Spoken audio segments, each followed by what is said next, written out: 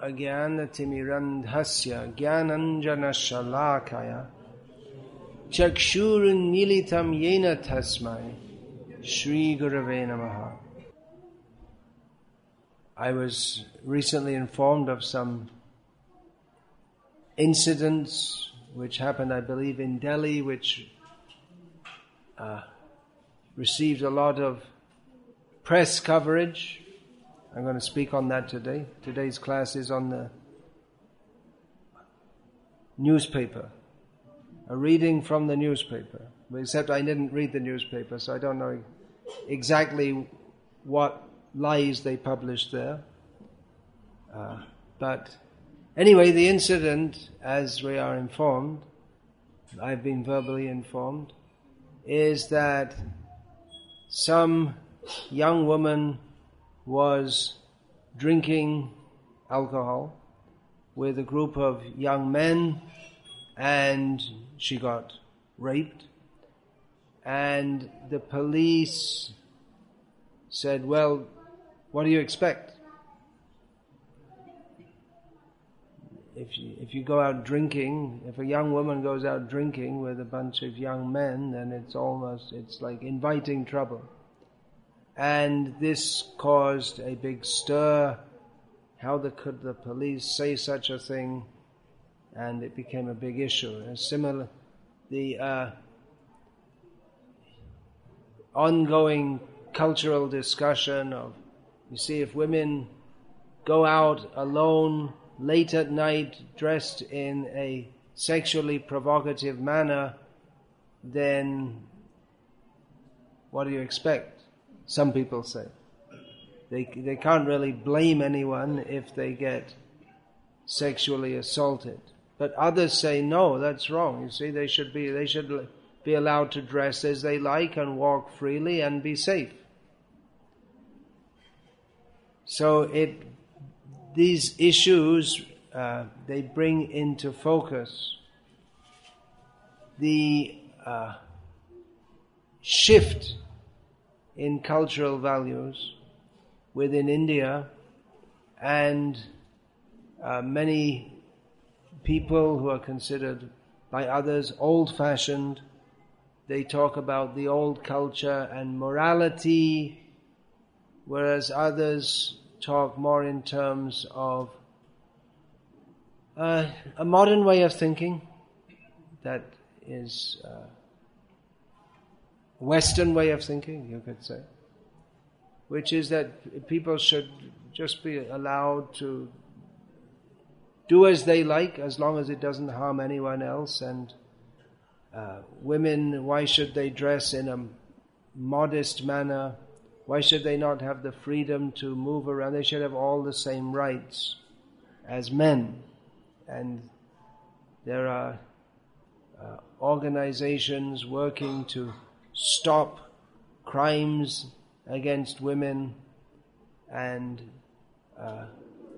promoting that on the one hand they should have all freedom to dress in a manner which is practically saying, come and rape me, and on the other hand they shouldn't be raped. Dressing in a sexually provocative manner. And then there are others who are talking about, our culture and our tradition and morality. So where do we stand? What's the siddhanta on all of this? What should be the proper understanding? Those who are talking about preserving the culture and India's ancient traditions and morality, they're doing so without an understanding or without promoting an understanding of what is the basis of that culture. If you just say some vague term, morality, people don't care for that anymore. The whole society, India has become a consumer society, following the model of the Western countries, in which it is required that everyone be inordinately interested in sense gratification. For the consumer society to work, people have to consume. Everyone consumes, but more than their necessity. Necessities of life are food, clothing and shelter. But nowadays it is also considered a necessity to have fans, ACs, at least a two-wheeler bike, if not a motor car, if not an SUV. It is considered absolutely a necessity to have a cell phone, which is not just a cell phone, it's all kinds of things. TV, there's no need even to mention it practically.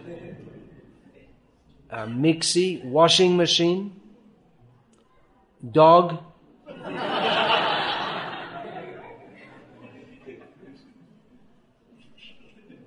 Is that funny? Just everyone has a dog, right? Yeah. Many clothes. Even though you live in a tiny little apartment, half the space is taken up with the cupboards for the clothes and the many pairs of shoes, although you can only wear one at a time. Many different pairs of clothes, and all kinds of gadgets and toys and more stuff. People should go on buying, and that fuels the economy. Because if you don't buy things, then the economy doesn't work, and then you have to work hard to have the money to buy these things. And so the whole society is running on the basis of lust, karma, desire, and greed, which also produces envy. And particularly it is necessary to make consumers, to have people to be in the mentality of consumers. It is required that people train to be, they become very lusty sexually and sexually loose, so that morality, in the case of sexual activity, which in most traditional societies is certainly within Vedic culture, is sexual activities are only to be conducted within marriage. But that is now definitely in Bangalore breaking down, and it's not breaking down by chance.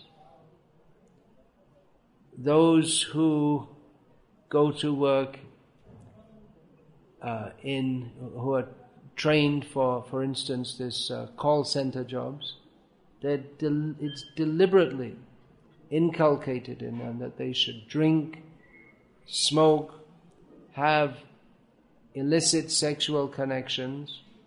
This is it's a new morality. It's considered proper that you should enjoy yourself. Have fun, enjoy life. Morality is not a word in the book, in the vocabulary of such people.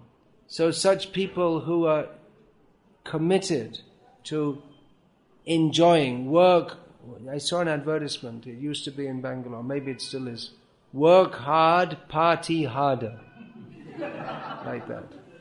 You get released from your prison job about a few hours a week. And in those few hours, you should party, which means drink and whatever else they do, and then go back to work.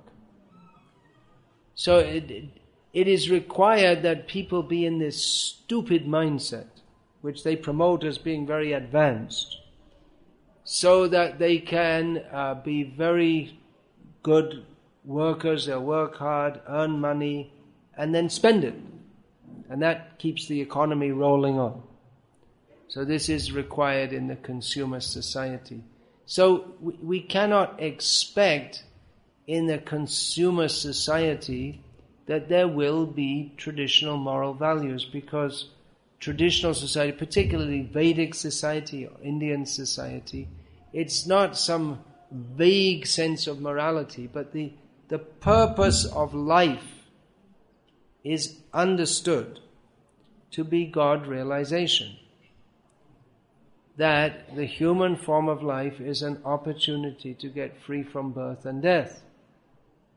The opportunity to go to the spiritual world, and that is the ultimate goal of life. There is dharma, artha, kama and moksha, the chatur varga. So this, which Srila Prabhupada translates as religiosity, economic development, sense gratification and liberation.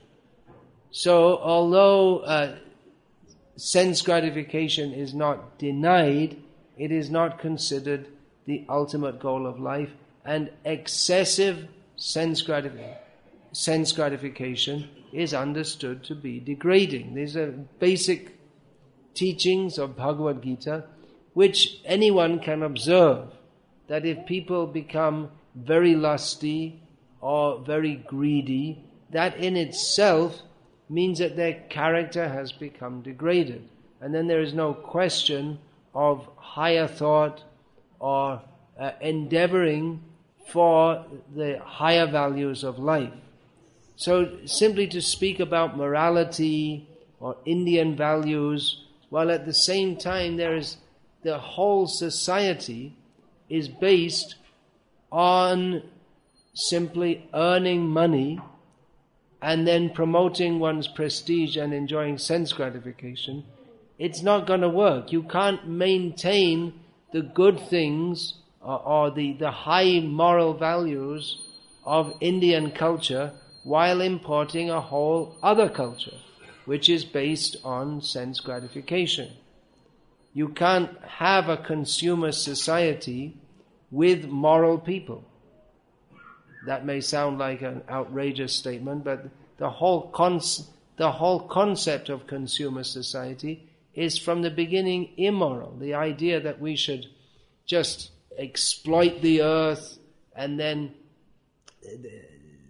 this consumer society, although we don't get taught that, but it is based on exploitation of others.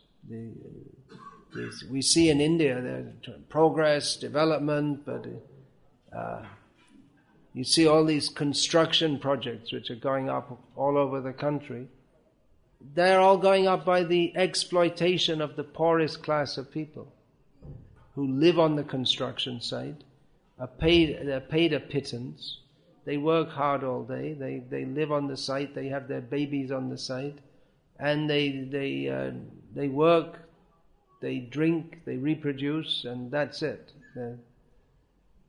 So it's based on exploitation, and it's based on the idea that each individual should become more lusty and more greedy and desire more and more things for himself. So the very basis of the society is degrading to the human spirit. So those who people will talk on one hand of morality and Indian traditions. On the other hand, they'll be interested to get the latest iPod and a big TV with a huge screen and all this kind of thing. And they'll be anxious to put their children to school, preschool and pre-preschool, and have their children work hard, get a good job, be a success, and become a consumer. So, Srila Prabhupada, he taught from Bhagavad Gita and Srimad Bhagavatam what is the actual goal of life. which is kamasya nendriya pritiya labho jiveta yavata jivasya tattva jignasa neha yascheha karma bihi. That one's desires should not be aimed at sense gratification. Everyone has desires. But the desire for sense gratification, that should not be encouraged. The fire that is described in Bhagavad Gita, that dushpurenana cha, that karma, material desire, burns in the heart like a fire. So, the Bhagavatam says, that should not be fanned. The desire for sensual enjoyment, that should not be increased. But one's desires, one's focus should be on understanding the purpose of life. Jivasya tattva jignasa. What is the meaning of life? What is the ultimate reality? One should not desire anything else. And what is that ultimate reality?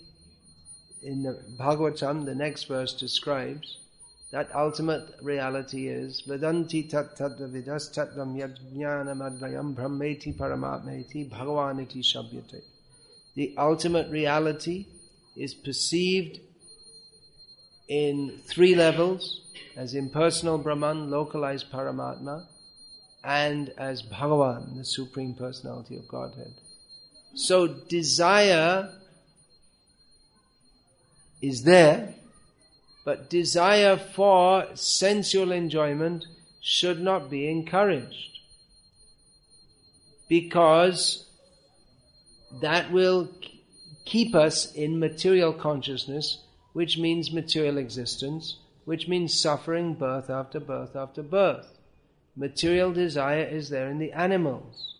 If we do not elevate our consciousness to inquire into the ultimate purpose of life, if we do not understand what that is, and live our lives in such a manner that we can become free from the lower animal nature of desiring sense gratification, accumulation of objects, prestige, which people in the world are very interested in this, and they think it's very high. Your prestige. I won a prize for being whatever it may be. They have so many competitions, which just people, for the sake of prestige, they'll practice for months and months shooting a bullet at a target, just so that, with the hope that they will become number one shooting, the Bangalore rifle shooting champion. And in their small world of rifle shooters, they'll be the number one. So for the sake of prestige, they win a Nobel Prize. Or that's a very high prize, to win a Nobel Prize, or to win the school, chess competition or something, just to show yourself better than others. So people think this is successful, wonderful. Your photo's in the newspaper and you become an important person. Stupid. All these people are simply stupid.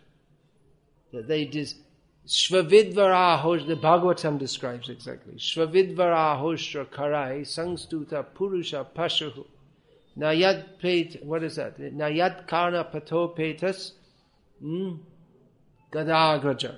I forget one word. Does anyone know that? No. So, nayat karna pato, yeah. So the purport of this verse is that people who are like hogs, dogs, camels and asses, they praise other people who are like dogs, hogs, camels and asses. Who are those hogs, dogs, camels and asses? Those who do not like to hear about Krishna. So people think, someone has become very important. They won a prize. But that is the very petty consciousness of just like one dog in a pack of dogs barks louder than the others. And then the other dogs, they submit. Oh yes, this is the chief dog. Or one pig is fatter than others. And then he's considered, among the pig society. They think, this pig is the best pig. And the best pig, they know, I'm the best pig. They feel that. They feel that. Of course, the fat pig is liable to be slaughtered first. So, actually these are facts. I mean, it may sound funny, but for the pigs it's not funny. And for the people who slaughter the pigs, it's also not funny, because in their next life, they end up under the knife. So it's very cruel facts of this material world. So, to talk about morality is good, but morality won't last. It can't stand without the platform of understanding what is the purpose of life, why we are living. Otherwise, morality becomes twisted. So that in the name of, now it's considered rights. Everyone has their rights.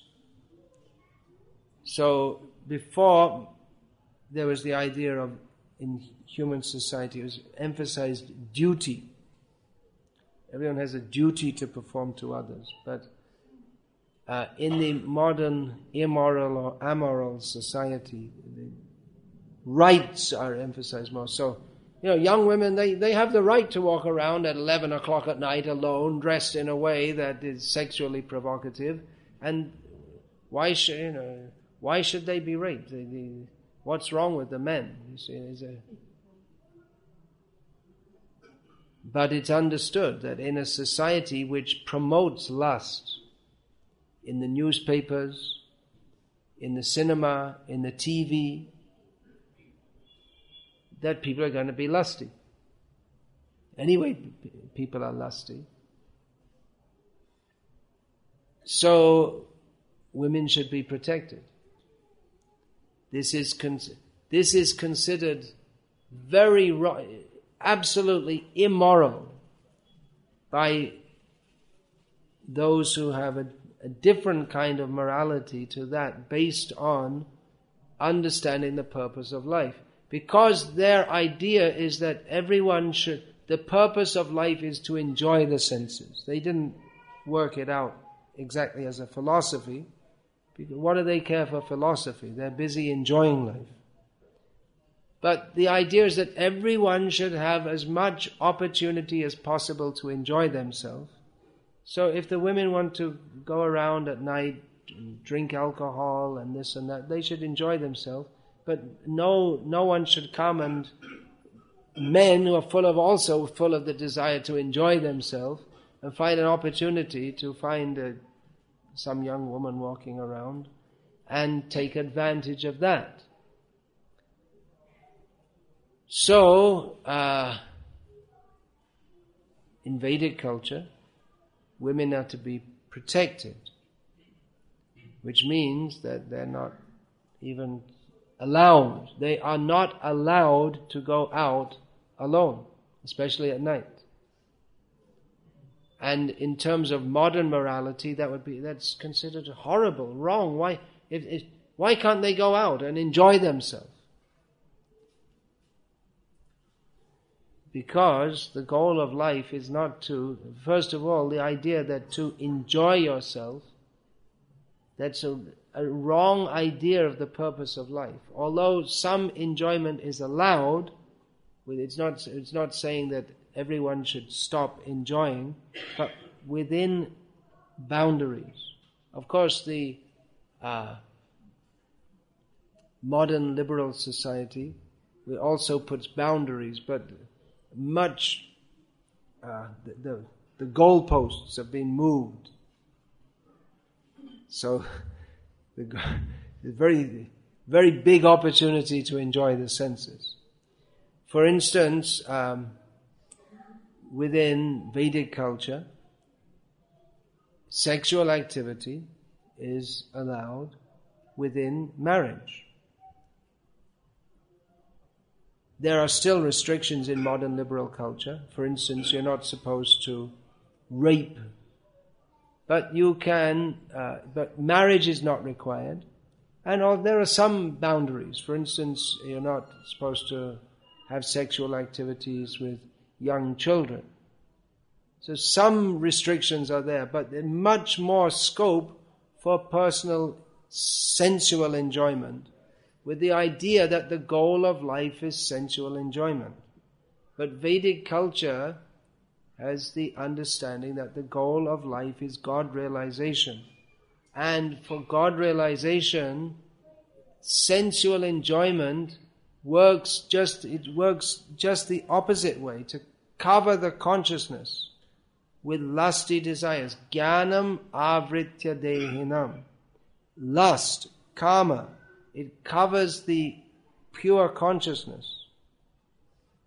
And therefore, it should not be encouraged. It is allowed under license, just like some things are allowed under license. People are allowed to drive cars under license when it's seen that they are competent to do so.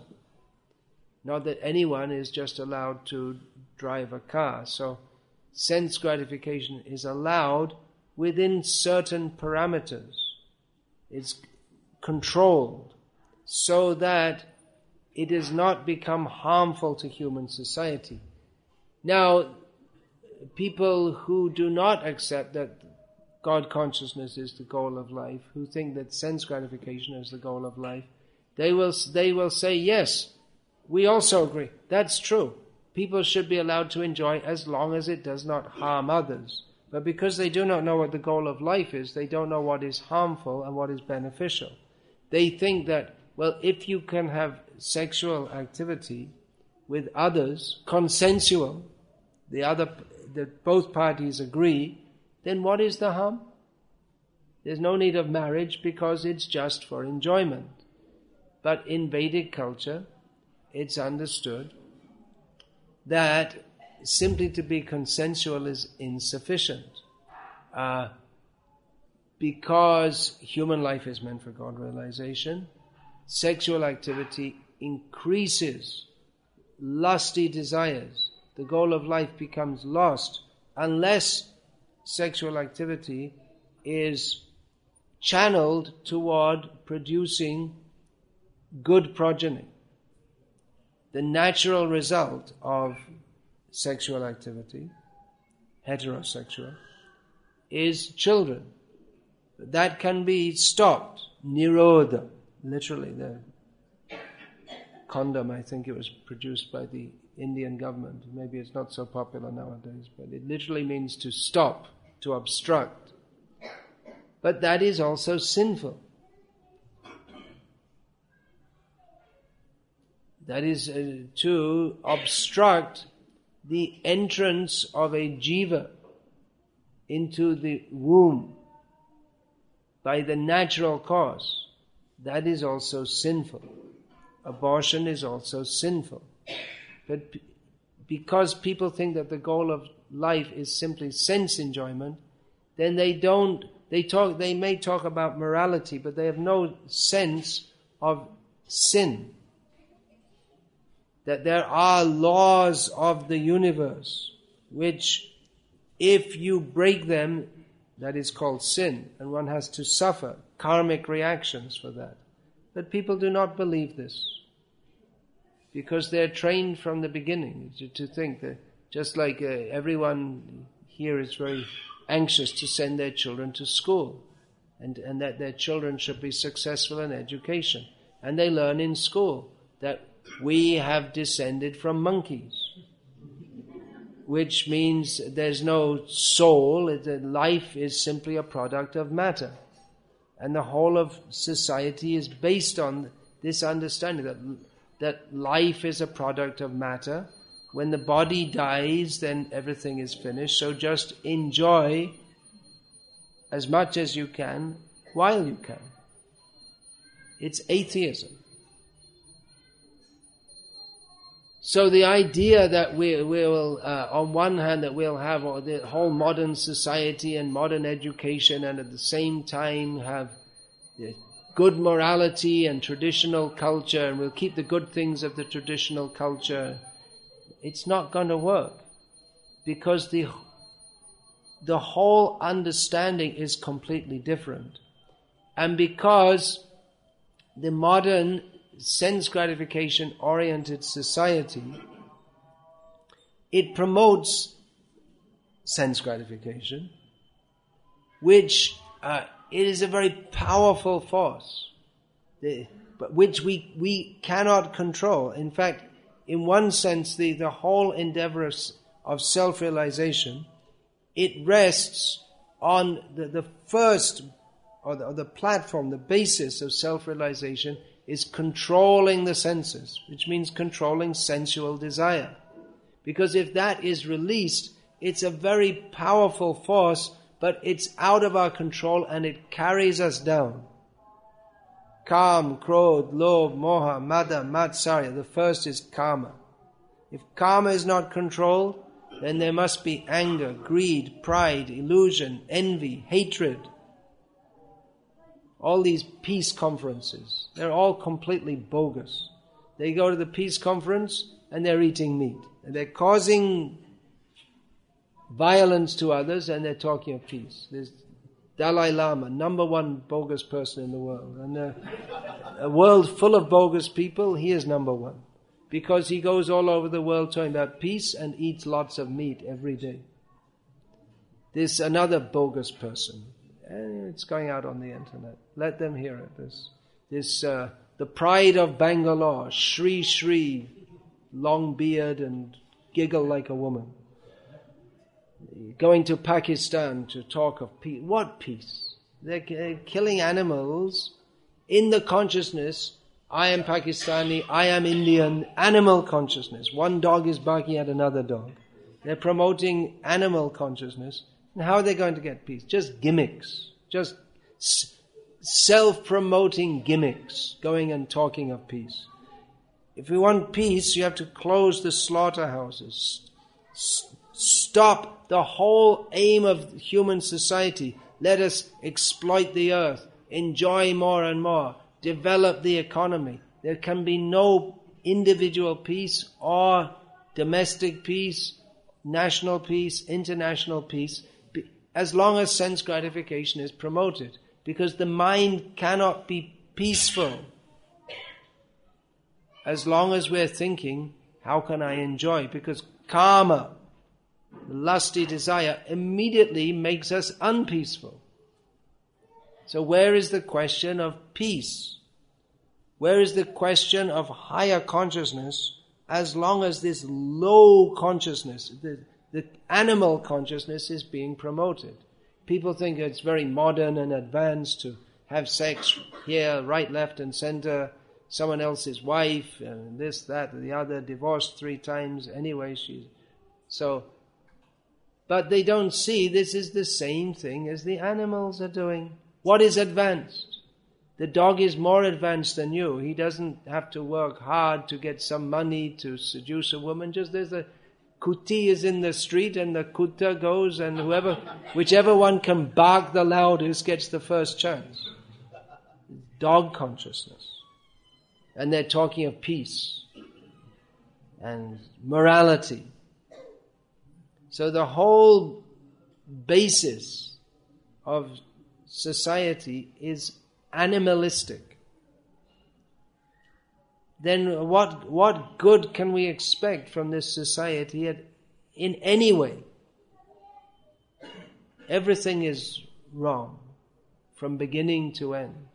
With a society that promotes lust, and to simply say, oh, morality and traditional culture, who will care? Who will listen? We have to understand what is the purpose of life. Just see what is the reality. Srila Prabhupada went all over the world preaching Krishna consciousness, teaching Krishna consciousness. He didn't talk very much about Krishna's pastimes. You may say, well, if Krishna consciousness means to think of Krishna's pastimes. Srila Prabhupada tirelessly taught what people needed to hear. Just see, Prabhupada would point out again and again and again. This material world is a place of suffering. Who can deny it? This material world is full of birth, death, old age and disease. Who can deny it? Become aware of this. And then direct your life, lead your life. First of all, see these facts.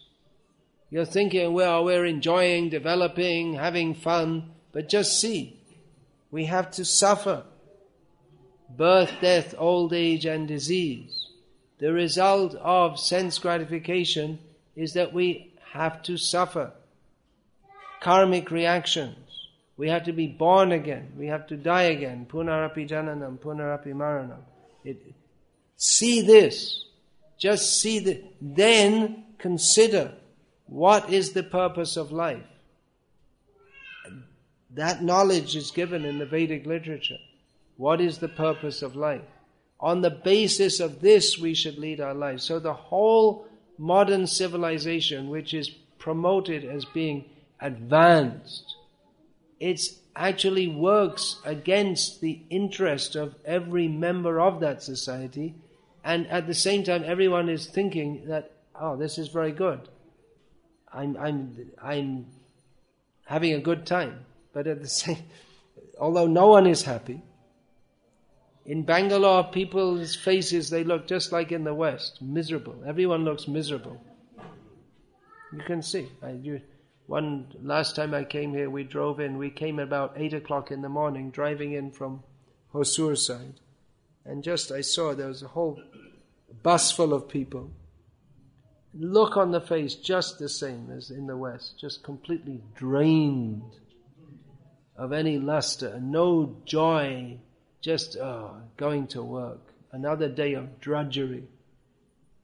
So everyone spends their whole life just drained of any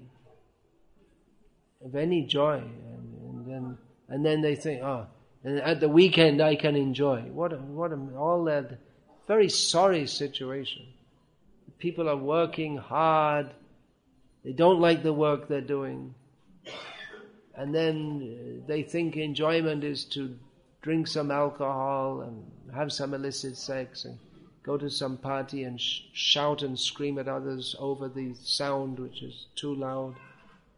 And such suffering. People are living, but they're in such a suffering condition. But the rajoguna, the pitch of sense gratification is so high, and the pace of life is so intense and so hard that people, they don't have time to think, and because their consciousness is always running, how to survive, work harder, get more, buy more, look at this, look at that, this advertisement, another advertisement, what are you going to do? And then just their thoughts are tumbling one over another. So they don't have time to even sit and think and even realize that I'm miserable. This is not happiness. Where is actual happiness? And then you have again this Sri nonsense rascal. They call people and have some meditation so you can get some peace. Then you can get more energy to go back in the society and get a personality development and enjoy more. Just rascal them. How you can fit in, how you can adjust to the modern society better. Simply, of course, the whole society is cheating, but these people who pose as gurus to teach them how they can have personality development so that they can get ahead in the rat race, they're more cheaters because they put a veneer of spirituality over it. So people think they're becoming spiritual when they're just becoming materialistic in just another way, that's all. The so-called spirituality is just some way to help them to become more materialistic. So, actually the leaders of the world, they should listen to all this. They should hear. But for them to hear, we're going to have to speak very loudly, because everyone else is speaking very loudly. There's so much materialistic propaganda.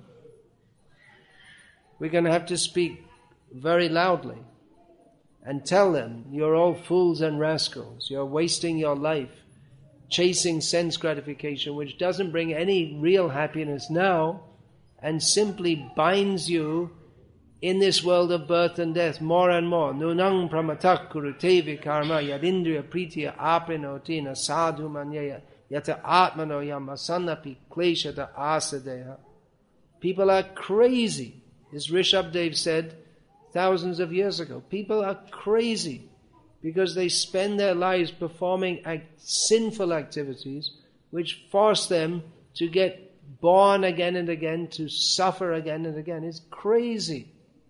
We have to say this loudly, otherwise who will hear? Everyone else is speaking loudly. Drink this, buy that, work harder, get more money, study, get a good job. Materialistic propaganda is going on very strongly. So devotees, if at all they're going to be heard, they have to speak strongly and clearly, not more. Spirituality, as they call it, is mostly reduced to some stupid slogans like love all, serve all, just empty peace, love, just without any clear knowledge. So devotees should speak clearly and loudly and tell people, that especially the leaders of society, of course they're the biggest rascals, that's the biggest problem, but tell them this: you're wasting your life, you're spoiling your life, the whole goal of life is misdirected. You can't have morality in a society which the very basis of it is immoral. The basis of society is spoiling our lives which are meant for God realization. And everyone is dedicated to doing that. That is the worst immorality. That we are spoiling this God-given gift of human life just to live like animals. So this should be spoken very loudly. But as Srila Prabhupada wrote in one letter to one of his disciples, the devotees cannot preach this if they themselves are living like hogs and dogs. If our so-called devotees are themselves a little bit of Hare Krishna here and there and a little bit of sense gratification there, watch the TV, go to the movie, eat in restaurants, well, vegetarian restaurants, of course. We wouldn't go to a non-veg restaurant. If the devotees themselves are interested in sense gratification, success, get a good career, if our devotees themselves are idiots, then how are they going, with a little Krishna consciousness added, then how are they going to help others? Maybe make others into half Krishna conscious idiots also. Anyone who's interested in wasting their life with sense gratification is an idiot. And it's not me who says this, it's Rishabdev in Bhagavatam. And it's a fact. So if devotees are actually going to get the spiritual strength to benefit others in the world, if we actually care about others, seeing them suffering in material life, then we ourselves, first of all, have to become very staunch devotees of Krishna. And we can't be half in Maya and half Krishna conscious. It doesn't work. That is another kind of cheating. So those who claim to be followers of Srila Prabhupada, they should read his books very carefully and thoroughly and live according to them. Then we can be convinced of the reality that nothing in this world is of any value. Without Krishna consciousness, without 100% Krishna consciousness, everything is useless. Worse than useless. So with this conviction, not blind faith, but conviction based on serious study of Srila Prabhupada's books, then we can have the conviction to live fully in Krishna consciousness and convey that to others. Otherwise, we're still cheating ourselves. It's not enough to just add a little Krishna to our sense gratification. Of course, we say that in the beginning, just add Krishna. But ultimately, we have to come to the platform. Sarvadhaman parityaja, mam ekam sharanam raja. That is required. So, there are some thoughts for this evening. If anyone has any questions about this, please ask. Not just for this evening, I'm speaking them this evening, but these are principles on which we have to live our lives if we're not going to be victimized by this hellish so-called civilization. Is there another mic? Is there for questions? Yeah, it is. It has appeared, yeah. There's a mic, but it needs to be turned on.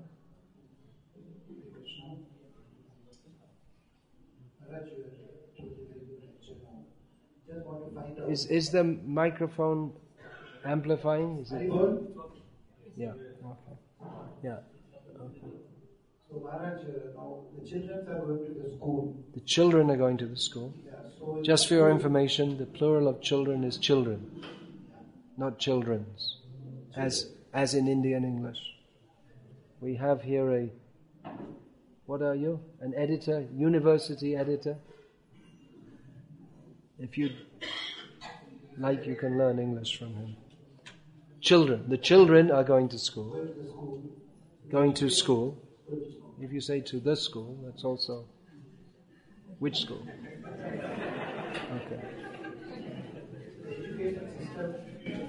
What they're learning in the school is not as per what Srila Prabhupada has taught. It definitely isn't. So how do we see that they follow this? Because they're not able to introduce the KC into the school. KC. Why don't you say Krishna conscious? Yeah. It's nice to say the name of Krishna, isn't it? Well, as stated in the CC. You don't like the name of Lord Chaitanya? You don't like to... So, anyway. Therefore, Srila Prabhupada was against this modern educational system. He said he didn't want the children of our devotees to be sent to the slaughterhouses of modern education. Slaughterhouse means they just as in the slaughterhouse, the animals are mercilessly butchered. So the children in the schools, their natural spiritual inclinations are mercilessly butchered. So Srila Prabhupada didn't want to say there should be alternative education. Don't send them to the school. If you are a responsible parent, in modern ideas, if you're a responsible parent, you send your children to the school. Now I said it, to their school. Now, but Srila Prabhupada, he gave us the understanding, if you're a responsible parent, you don't let your children anywhere near that school.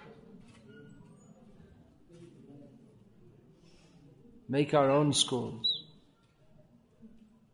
Teach them.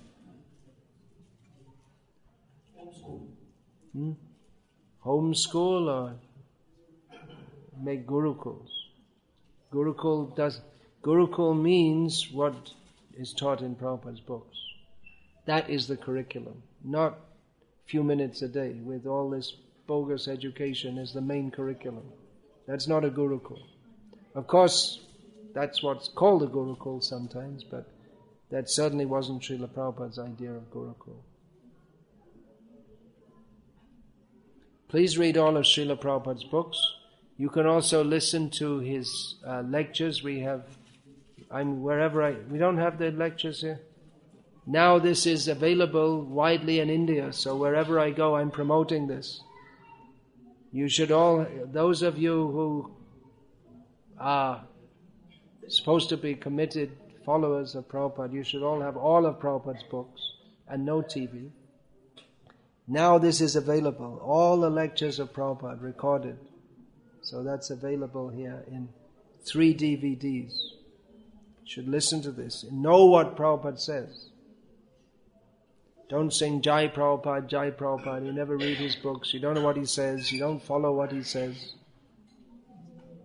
So you can listen to all of this. Prabhupada's aim wasn't to make some people who are just vegetarians and chanting Hare Krishna. Change of consciousness. If we are to get out of this material world and go to Krishna, we cannot remain in the same kind of consciousness as everyone else. It's a revolutionary movement because we have to think in a different way. The way in which we think carries us to our next birth, and another birth, and another birth, and another birth. So we have to understand what it means to be a servant of Krishna. It's not easy. Everyone will be against us, but that's required. Yeah, please. You can pass over the mic. No. All right. How to we are in a consumer society, and how should we be not affected by that? How to be not affected by it. If you're in the consumer society. Well, if you're in the water, how are you not going to get wet?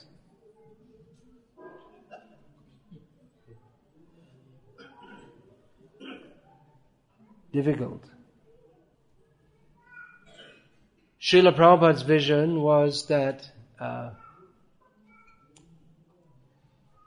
devotees who are preachers, they should remain in the cities, and grihastas, they should go to the communities of devotees away from this nasty society. You don't have to remain in this society. Of course, Srila Prabhupada didn't stipulate that everyone should go away. It's also possible to be Krishna conscious in the city life. But we should understand it's very difficult if we're associating with, working for, and under the value system of people who are totally materialistic. Obviously, it's going to be very difficult to be Krishna conscious.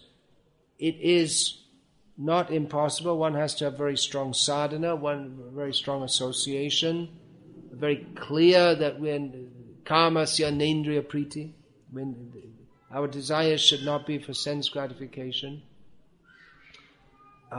It is possible, but we can expect it's an unfavorable situation for being Krishna conscious. What's happening in these developing countries like India, of course Bangalore is already developed, but still much of the country is developing. They're coming up because people are working so hard, long hours. The Western countries, people don't work so hard, so in India they do, and therefore it's coming up and catching up. That's one reason. But what happens is then for spiritual life, there are some factors. One I just spoke about is good association, proper atmosphere, which is not there in the consumer society. We can come together with devotees from time to time, usually once a week because devotees are so busy. Most of the time we have to live with and work among people who are not at all good association. Another important factor is sadhana. Good sadhana means several hours concentratedly every day. And people in modern society, with the hard work that people have to do, people don't get time for it. Many of our devotees who would like to practice Krishna consciousness more seriously, for them daily to chant 16 rounds is about all they can. That's about all the sadhana they can do, and that often also while rushing off to work, or maybe in their lunch break, or if they get one. So if we don't have an opportunity for good atmosphere and good sadhana, then it's going to be very, what can I say? There's no shortcut. There are certain things which we require if we're going to become Krishna conscious. So what to do? You can be in the consumer society but not be a consumer. You don't have to buy all the things that materialistic people buy. You can use your money instead for promoting Krishna consciousness. As Srila Prabhupada said, 50% of one's income should be used for Krishna consciousness. Oh, 50%? 50% goes for my house rent. So, what's left? But actually Krishna says 100%. Krishna says, fully surrender to me. Mame kam sharanam vraja. So Prabhupada was giving a concession by saying 50%. So, if you can't manage that, but that's what you can, one way you can do is, if you find yourself constrained to remain in this hellish society, which people call advanced and progressive, you can deliberately spend minimum and use all the rest for Krishna consciousness. But if you can also, grihastas can work toward that, making rural communities. Well, actually, if you read Prabhupada's books, what will happen is you'll become disgusted with this whole endeavor for career, progress, and associating with materialistic people. You also find it disgusting. That's what happens if you read Prabhupada's books. Be careful. If we are actually advancing in Krishna consciousness, then we won't want to partake in the values of this society. We'll see they're just petty and disgusting. And then we'll want to live among devotees and be Krishna conscious. So that was Srila Prabhupada's recommendation for most grihastas. He also said that you can live in the city and chant Hare Krishna, but we should, if we have a very strong motivation to preach Krishna consciousness within that situation, we can do so and remain Krishna conscious. If we don't have a very strong motivation to be Krishna conscious and very strong sadhana, then we're going to succumb and become half-baked devotees who go to the movies and watch cricket on TV and go to kami restaurants. All it's sense gratification. No motive for, nothing to do with pleasing Krishna. So we can live in the cities, but unless we're very, very strong and determined, we are going to be victimized. Yeah, looks like you're waiting to... Oh, there was another... Should I take another question? Yeah. Yeah, please pass over the mic. And what happens then, I'll take this a little further, then we get into this kind of cheating process where we think that, well, I'm not following very strictly, but my guru is very merciful and he'll give me a blessing. So I have so many people coming, give me blessing, blessing, blessing. I always tell you, I can give a blessing. You have to do your work.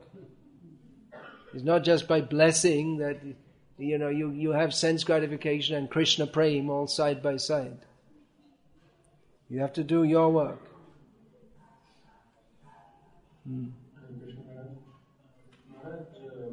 Bangalore, another issue which you pointed out is Mr. Sri Sri. While we preach to over there, the resistance for taking... You preach over there means you go to their people? No. When we meet those people and we try to preach the philosophy... I wouldn't bother too much to preach to them. Anyone who is attracted to him must be nonsense from the outset. Anyone who's attracted to that, I mean, you can try, but if they're into it, I wouldn't bother too much. Just like we don't bother too much with committed Christians. They're already attracted to that, means they have some very sinful motive in the first place. They're not good candidates. Give them Prabhupada's books, if you can. But generally we find people who are like to say to Krishna consciousness, they're if they're already committed to what they think is some spiritual path, they don't listen to what we say. So don't worry too much about them. Give them Prabhupada's books. And if they're sincere, and then they themselves should see that this whole thing's bogus. And if they have Prabhupada's books, then they'll be waiting for them to read it. Yeah. Then, finish? You finish now. There's another question. Yeah, okay. Please speak loudly, because to pass the mic over there will take a long time, and I don't even know if it even reaches. Maharaj, quite often when we tell about this kind of topics like today, we speak more like towards women. And often some women come and they will comment that you're always speaking about women only. So what about man? So this is what one of the women devotee was. Why do we always speak about the women, not about the men?